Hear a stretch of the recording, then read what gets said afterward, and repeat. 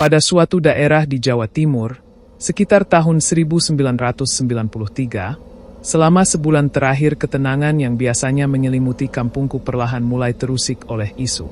Awalnya hanyalah kabar angin, namun kini menyebar seperti api yang dibendung. Kabar ini beredar dari mulut ke mulut, menciptakan kegoncangan di antara warga. Sebagai anak sulung dari 3 bersaudara, tanggung jawab besar seringkali jatuh di pundakku. Terutama karena kondisi bapak yang semakin hari semakin lemah akibat sakit-sakitan. Kerap kali aku harus menggantikan perannya dalam berbagai kegiatan, termasuk hadir dalam rapat-rapat penting di kampung yang biasanya diadakan di rumah kepala dusun kami. Hari itu pun aku hadir dalam sebuah rapat. Namun, tak pernah kubayangkan bahwa rapat tersebut akan menjadi pertemuan yang begitu mencekam dan penuh ketegangan. Biasanya rapat kampung berlangsung ringan dan penuh canda tawa, tetapi kali ini suasana terasa sangat serius. Selama beberapa waktu, ada warga yang membenarkan adanya sejumlah orang yang mengaku pernah melihat sosok anak kecil telanjang berkeliaran di malam hari di sekitar kampung. Meskipun kebenarannya masih diragukan, banyak yang percaya bahwa mereka sedang diteror makhluk tak kasat mata. Beberapa warga bijak meminta agar tidak ada yang asal menuduh tanpa bukti yang kuat karena tuduhan seperti ini bisa berujung pada pertengkaran antar warga. Namun, suasana sudah terlanjur memanas. Mayoritas warga bersikeras bahwa keberadaan tuyul adalah hal nyata, didukung oleh kesaksian beberapa orang yang pernah melihat sosoknya. Di antara mereka, Pak Indra tampaknya paling gencar dalam menyuarakan keyakinannya, seolah-olah ia sudah pasti bahwa semua masalah ini bersumber dari makhluk tersebut. Duduk di bagian paling belakang, aku bisa mendengar bisik-bisik di antara beberapa warga. Nama Pak Duloh disebut-sebut sebagai sosok yang paling dicurigai. Pak Duloh adalah seorang duda yang hidup sendirian dan tidak hadir dalam rapat malam itu. Kehidupannya yang dulunya miskin kini tampak berubah drastis. Ada rumor yang beredar bahwa setelah istrinya meninggalkannya karena sering sakit-sakit, Pak Duloh hidup menyendiri. Sejak beberapa bulan terakhir, keadaan ekonominya mendadak membaik. Bahkan rumahnya yang dulu sederhana kini sudah direnovasi menjadi lebih besar dan megah. Tidak hanya itu, Pak Duloh juga dikabarkan membeli beberapa petak sawah di kampung sebelah, yang semakin memperkuat kecurigaan warga terhadapnya. Alasan utama mengapa kecurigaan mengarah padanya adalah karena beberapa orang mengaku melihat sosok tuyul menghilang di lorong kecil menuju rumah Pak Duloh. Di area itu memang ada beberapa rumah lain, tetapi yang paling mencurigakan adalah kebiasaan yang dilakukan beberapa waktu lalu. Meskipun nama Pak Duloh tidak pernah disebut secara resmi dalam rapat, bisikan-bisikan di kalangan warga sudah cukup jelas mengindikasikan siapa yang mereka tuduh. Pada akhirnya, rapat malam itu ditutup dengan keputusan untuk tidak menuduh siapapun karena ketegangan seperti ini bisa membawa kerugian lebih besar bagi kampung. Maka, keputusan bulat diambil untuk melakukan ronda bergiliran demi menjaga keamanan dari kejadian aneh ini. Selama ronda, tak pernah sekalipun aku dan teman-teman melihat tanda-tanda keberadaan tuyul. Kabar tentang penampakan makhluk itu tetap terus terdengar. Rombongan ronda dari malam sebelumnya selalu mengklaim melihatnya. Meskipun setiap kali dikejar, tuyul itu selalu menghilang tepat di lorong yang menuju rumah Pak Duloh. Kehilangan uang dari rumah-rumah warga semakin sering terjadi. Pak Indra yang paling sering menjadi korban mengaku bahwa jumlah uang yang hilang darinya sudah mencapai jutaan rupiah. Sebuah jumlah yang luar biasa besar bagi kebanyakan orang di masa itu. Di rumahku sendiri, kami tak pernah mengalami kehilangan uang. Mungkin karena keluargaku memang miskin sehingga jika benar tuyul itu ada, ia mungkin tak tertarik untuk masuk ke rumah kami. Suatu malam, sekitar pukul 11.30, suara gaduh tiba-tiba terdengar dari luar rumah, membuatku tersentak bangun. Aku segera melihat jam di dinding. Jarum pendek sudah menunjuk angka 11.30. Tanpa berpikir panjang, aku bangkit dari tempat tidur karena penasaran. Dari rumahku, aku bisa melihat kobaran api yang besar dan ternyata baru saja terjadi sesuatu yang tak pernah kubayangkan akan terjadi di kampungku. Warga telah berkumpul di depan rumah Pak Duloh, dan entah bagaimana ceritanya, rumah itu kini menjadi lautan api. Lebih mengejutkan lagi, nyawa Pak Duloh menjadi korban dari tragedi ini. Ketika api mulai padam dan orang-orang mendekati puing-puing yang tersisa, tubuh Pak Duloh ditemukan dalam keadaan mengenaskan, terduduk kaku di tengah reruntuhan rumahnya. Keesokan harinya, kabar menyebar dengan cepat bahwa beberapa warga dipanggil ke kantor untuk memberikan keterangan mengenai peristiwa itu. Namun, entah bagaimana, mereka semua akhirnya bisa lolos dari hukuman.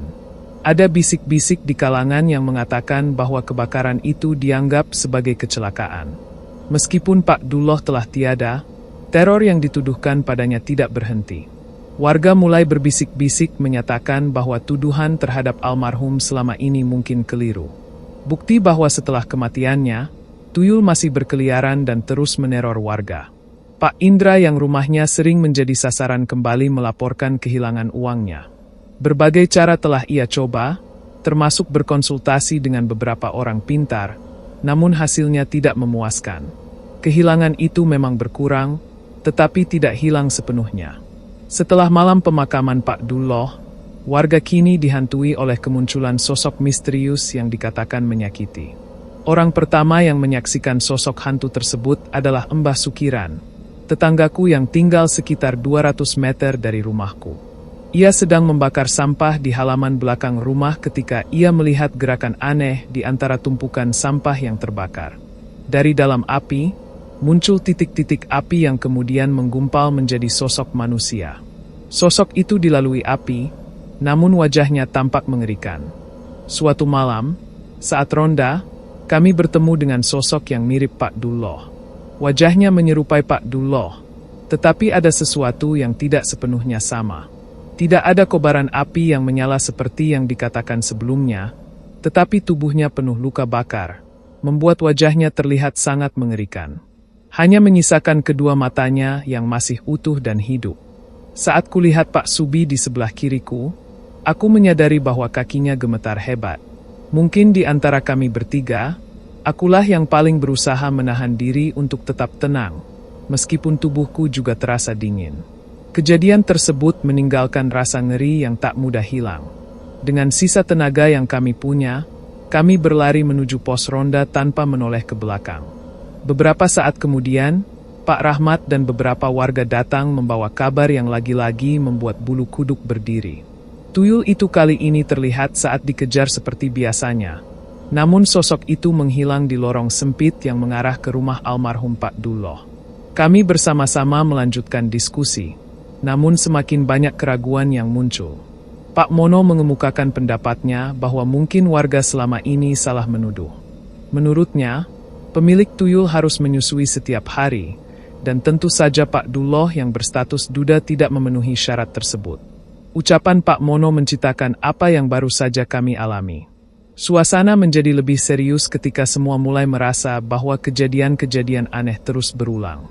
Beberapa anggota ronda melaporkan penampakan hantu dengan wajah mirip Pak Duloh.